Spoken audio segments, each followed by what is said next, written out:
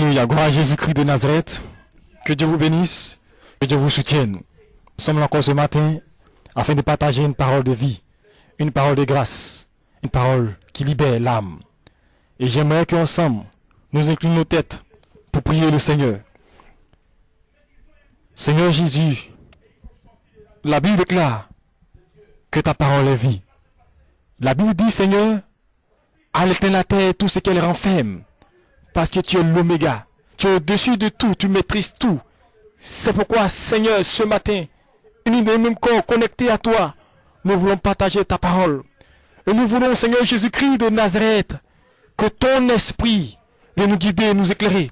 Nous voulons, Jésus-Christ de Nazareth, que ta présence, mon Dieu, nous vivifie. Nous voulons, Jésus de Nazareth, mon Dieu, que tu viennes prendre le contrôle de ce moment. Car la Bible déclare que sans moi, vous ne pouvez rien faire. Je vous enverrai le consolateur, le Saint-Esprit, qui viendra vous conduira en toutes choses. Que l'Esprit de vérité, que le Saint des Saints vienne nous conduire en toutes choses. Je veux t'honorer, je veux te bénir et te dire merci pour ta présence. Bénis ta parole et dispose les cœurs, les pensées de tous ceux qui nous écouteront à entendre ta voix. Au nom de Jésus-Christ de Nazareth. Amen. Que le Seigneur nous bénisse, que le Seigneur nous fortifie et qu'il vous garde. Ce matin, notre enseignement se portera dans le livre Apocalypse, précisément au chapitre 5, à partir du verset 1er. Je fais la lecture pour vous. Puis j'ai vu dans la main droite de celui qui était assis sur le trône un livre écrit en dedans et en dehors, scellé de 7 sceaux. Et je vis un ange puissant qui criait d'une voix forte, qui est digne d'ouvrir le livre et d'en rompre les sceaux. Et personne dans le ciel, ni sur la terre, ni sous la terre, ne put ouvrir le livre, ni le regarder. Je pleurais beaucoup, de ce que personne ne fut trouvé digne d'ouvrir le livre, ni de le regarder. Et l'un des veillards me dit, ne pleure point, voici, le lion de la tribu de Juda, rejeton de David, a vaincu pour ouvrir le livre des 7 sceaux. Que Dieu vous bénisse. Le thème de ce message, qui est digne d'ouvrir le livre des 7 sceaux. Alléluia. Qui est digne d'ouvrir le livre des 7 sceaux.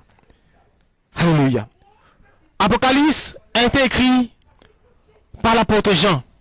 Cet homme qui a marché avec Jésus-Christ et qui a connu Jésus. Tu as vu la manière Christ a exercé le ministère. Il a été témoin de la marche. Il a été témoin de l'enseignement. Il a été témoin de la vision que Christ a pu manifester sur terre. Et cet homme, l'apôtre Paul, l'apôtre Jean, va révéler un état de fait dans l'Apocalypse. Alléluia. Il va révéler un état, celui qui révèle l'histoire de l'humanité. Parce que Apocalypse chapitre 5 révèle, c'est vrai, l'histoire du futur. Mais en même temps, elle se penche sur l'histoire de l'humanité. Elle se penche sur l'histoire passée. Et la Bible déclare que Paul, apôtre, Jean plutôt, il a eu une vision. Alléluia. Une révélation. Parce que l'Apocalypse veut dire révélation. Et exilé sur l'île de Patmos. Parce que l'île de Patmos est un endroit où tous ceux qu'on voulait martyriser, tous ceux qu'on voulait porter atteinte à la vie, on les exilait pour les empêcher d'avoir un contact avec la population. Et pour empêcher la Paul de prêcher l'évangile, pour l'empêcher de révéler la suprématie de Dieu, il a été exilé sur l'île de Patmos. Et il était exilé, ceux qui l'ont exilé avaient pour objectif de l'empêcher de révéler ce que Christ devait communiquer. Et on l'a exilé sur l'île de Patmos. Mais dans cette île-là, Dieu encore va approfondir la relation qu'il a avec lui, en lui montrant la révélation d'Apocalypse. Et il dit, je vis dans la main de l'homme droite qui était assis sur le trône un livre écrit en dedans et en dehors, scellé de 7 sceaux. Alléluia. Je vis un livre écrit en dehors et en dedans, scellé de 7 sceaux. Mais que signifie ce livre? Un livre, c'est un ouvrage. Un livre, c'est un bouquet dans lequel des inscriptions sont écrites, dans lequel des histoires sont écrites, dans lequel on écrit certaines choses qu'on voudrait mettre à la connaissance des gens pour qu'ils puissent lire. Alléluia. Et donc je vis un livre. Mais ce livre c'est quoi?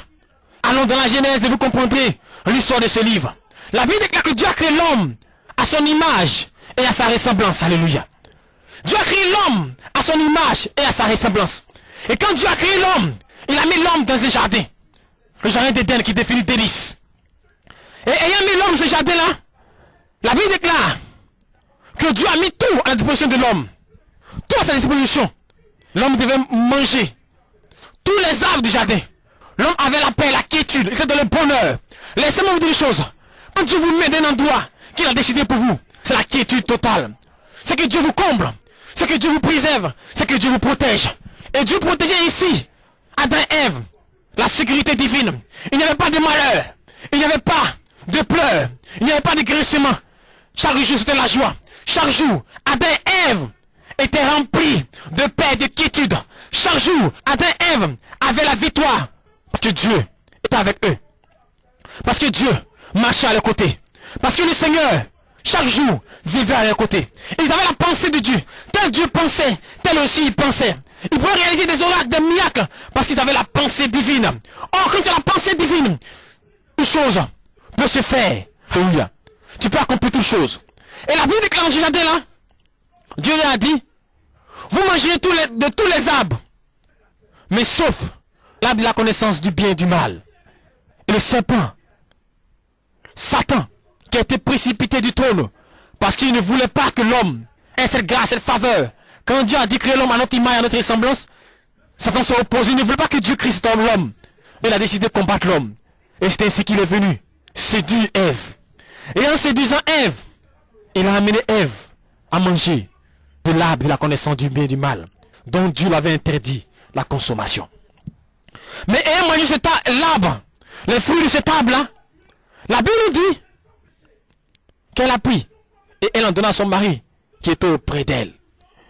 Et lui aussi, il en mangea.